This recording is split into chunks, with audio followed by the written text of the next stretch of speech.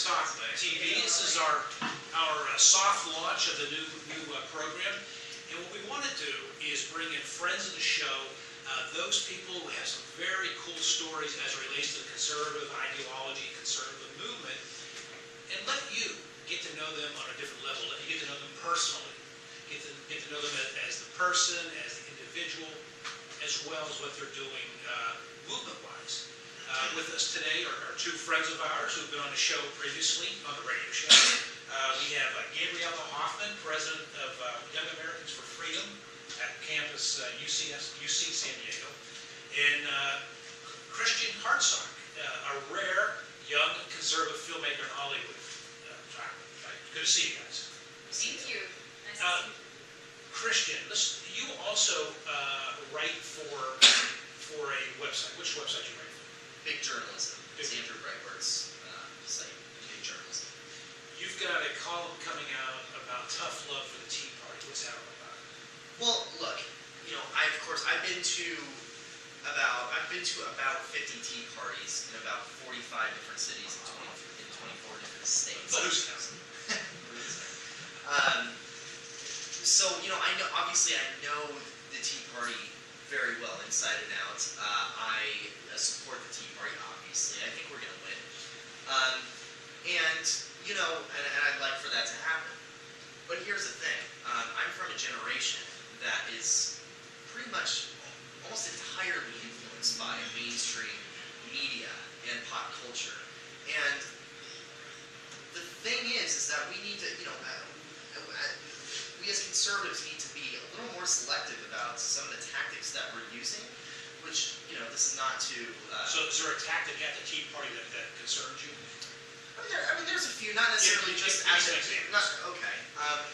Look, I think that we need to, our message is so simple, and I think it's overcomplicated by a lot of the, first of all, I don't think we should be talking about a second revolution, because, first of all, that, the reality of what a revolution is something that is frankly very frightening. So you think some of the language is a little bit too... Some of the rhetoric, the apocalyptic rhetoric, I'm thinking in terms of how my generation will respond to things. Tactics that are used, PR tactics that are used, and I really want my generation to respond positively. See, here, I just had this conversation with a Republican voter yesterday who said that I don't really associate with the Tea Party because I'm not extreme. And I feel, and you sound like you're sort of in that camp. I feel the Tea Party's not extreme. The Tea Party passion for politics is extreme. To me, who shows up at the Tea Party is Joe and Joanne Sixpack. And then you have everything in between. But let's come back to that, because you and Christian are the same age, practically. And he's older than me, but close enough. 2 years. Yeah. But you spoke at a Tea Party on Sunday, which Yes. I happen to MC. You share Christian's concern on that.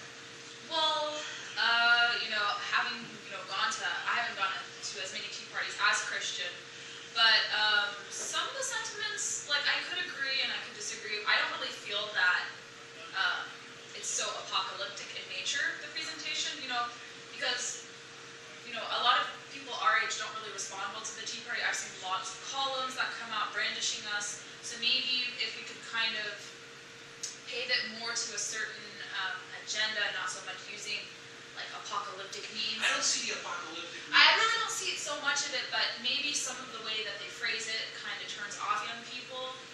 I think I never thought of this, but I can see how it would turn off a generational difference. The problem, of course, is it's decentralized. There's no managing committee. It's just is what it is. And there's no question that you go out there and you look in the audience, it skews older demographic-wise. There's no question. What I liked on Sunday, by the way, I know you weren't able to make it, Oceanside, California. This is the first Tea Party event that I've been to where there were so many speakers who represented, quote, younger conservatives. There was Gabriella from Young Americans for Freedom. There was someone from a group called I Am Tomorrow. That's correct. There were 2 or 3 others, Jenny Erickson from Smart Girl Politics. There were maybe 4 or 5 speakers who represented a group, I would say, under 30. So I had never seen that before. But I think you bring up a valid point. I don't agree with the substance. Not saying it lacks substance. I agree with perception, and that's what we're talking about. I think at the end of the day is perception. I mean, I love the Tea Party. Okay, this is why I think it's important that we, meditate on the things that work, the things that don't work. And I'm, coming from a certain generation, from the 18 to 35 generation, which I think is a very uniquely curious generation. It's not an incurious, apathetic generation. The fact is, my generation has not been provided an alternative to Jon Stewart, Bill Maher, and Stephen Colbert, who are very effective communicators, entertainers. So this thing is that if we're going to provide an alternative as conservatives to my generation, it has to be effective. What would you do, Christian? What would be your recommendations, you two, Gabriella, to the Tea Party organizers who may be watching, and how they can do a better job at communicating and touching younger folks? First thing is that they're doing an excellent job. They're doing an excellent job. And, these are criticisms I have that are constructive criticisms that are minor. But I think, it's important. I take the movement so seriously that we need to think about these things. First of all, the fact is, a lot of my peers don't know exactly what the Tea Party is about. When we're talking about a second revolution, and that sort of thing, it's like, well, look, the fact is, a majority of Americans, by 7%, the American people elected Barack Obama. It was a legitimate election. So I don't mean to interrupt, but you mentioned revolution and apocalypse a couple times. So you're hearing a lot of, I'll call it colorful and extreme language. Huh? Okay, all right. Maybe I didn't notice it, but you both mentioned it, so maybe it's there and I haven't seen it. When I do hear that sort of thing, I either take it as some whack job on a fringe, or someone that's being colorful. But if it's being perceived differently from people that we need to enroll in the camp, we should all be